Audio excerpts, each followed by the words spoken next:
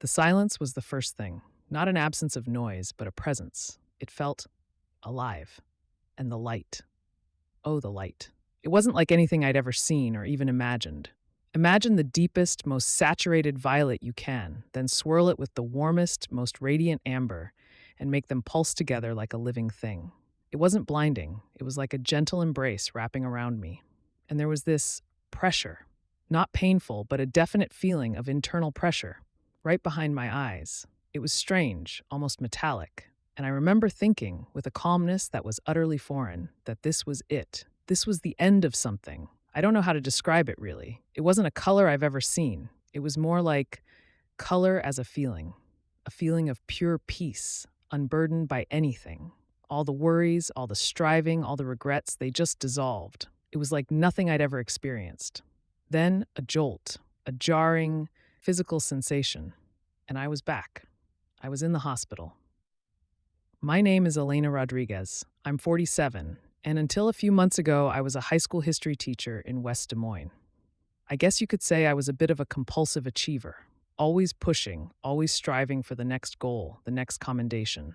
My parents raised me religious, very devout, and for a long time that was the framework for my life. But as I got older, as I started making my own choices, that framework just dissolved. I drifted away. Faith became something I couldn't quite grasp anymore, something I couldn't touch or prove. And that drift, that distance, it extended to my own family. My son Michael, we're estranged. He's got his own path, his own ideas about the world, and they're so different from mine. We couldn't bridge the gap. It's a constant ache. My mornings were always the same. Alarm at 5:15 a.m., black coffee, no sugar. Then I'd read the news headlines for 10 minutes, a quick scan to see what was happening in the world before I had to immerse myself in the past. Most days, I'd worry about the same things. If I was doing enough for my students, if I was managing my department effectively, if I was making any real difference. The usual teacher stuff, amplified by my tendency to overthink everything. I didn't believe in anything I couldn't touch, couldn't quantify. Abstract concepts, spiritual ideas. They felt like fog, nice to look at, but not something you could build a house on. Just last week, actually, before all this happened, I was grading papers. It was late, past midnight, and I remember looking at my stack of ungraded essays and feeling that familiar pang of exhaustion mixed with that weird pressure to just get them done, to get them perfect. My husband, David, he kept telling me to go to bed, that they'd still be there in the morning, but I couldn't. I just couldn't leave them unfinished. Did you have any sense, looking back, that something was coming? Not really, not consciously, but there were little things. A few days before, I'd been experiencing these weird headaches, a throbbing behind my eyes. I chalked it up to stress, to the demanding schedule. And then there was the dream. It was so vivid, I woke up with my heart pounding. I was standing in this vast, empty space, and the only sound was this incredibly soft, resonant hum. I felt this overwhelming sense of waiting, like I was on the cusp of something, but I didn't know what. I woke up feeling disoriented, but then the usual routine kicked in. I had a morning staff meeting, then a parent-teacher conference. It all just faded. I thought I was just tired. I was always tired. October 17th, 2023. It was a Tuesday. The sky was overcast, a dull gray that mirrored the general mood of the city. I was at St. Jude's Hospital in West Des Moines for a routine procedure. Nothing serious, or so they said. David was in the waiting room. I remember him squeezing my hand, telling me he'd be right there when I woke up. I remember the sterile smell of the hospital room, the faint beeping of machines, the cool, smooth feel of the paper gown against my skin.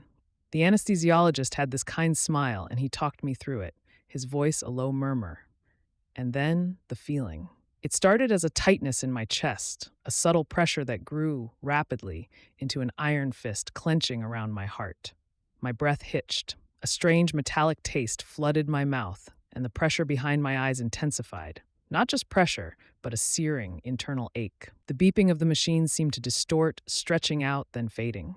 I knew with a terrifying certainty that cut through the rising panic that this was it. I was dying. I felt a brief, inexplicable calm wash over me, a sensation of lightness, and then nothing. The monitors flatlined. The paramedics, they said later, worked on me for 6 minutes and 15 seconds. 6 minutes and 15 seconds of nothing. And then I was elsewhere.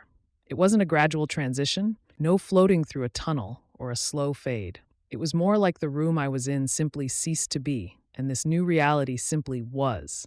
Imagine stepping through a curtain, but the curtain was made of everything you knew, and on the other side, there was this. The silence, I mentioned it before, but it's the most difficult thing to translate. It was a profound, resonant silence that felt more alive than any sound. It was filled with a deep, unburdened peace. That's the dominant emotion, the one that permeated everything: peace. It dissolved all worry, all anxiety, all the relentless striving that had defined my life. And the colors, the iridescent violet, the warm, glowing amber, they weren't just colors, they were textures, sensations. They pulsed with life, and I felt bathed in them, held by them. There was no temperature, not hot, not cold, but a perfect, soothing equilibrium. Then I sensed them. Figures, indistinct, shimmering, emanating a profound wisdom. They didn't speak, not with voices. The message was delivered as a direct infusion of understanding, like recalling forgotten knowledge, like a memory I never knew I had. And the focus, the life review, as I now understand it, wasn't about the grand achievements, the accolades. It was about one tiny moment, one quiet interaction I'd had with a student named Daniel. He was so shy, so unsure of himself, always hovering at the back of the classroom. I'd spent maybe 5 minutes, just 5 minutes, talking to him after class one day, encouraging him, telling him I saw his potential. I'd forgotten about it. It was so insignificant in the grand scheme of my career. But in that moment, with those shimmering figures, I saw the ripple effect.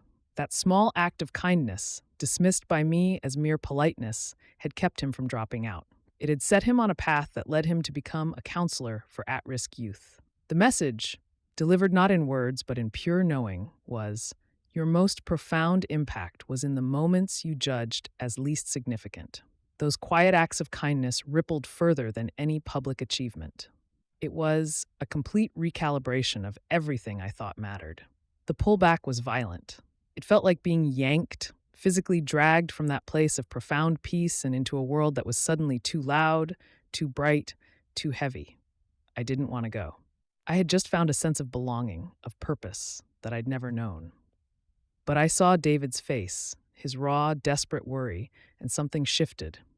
It wasn't a choice, not really, but an understanding that my work here, however flawed, wasn't finished. Re-entering my body was excruciating.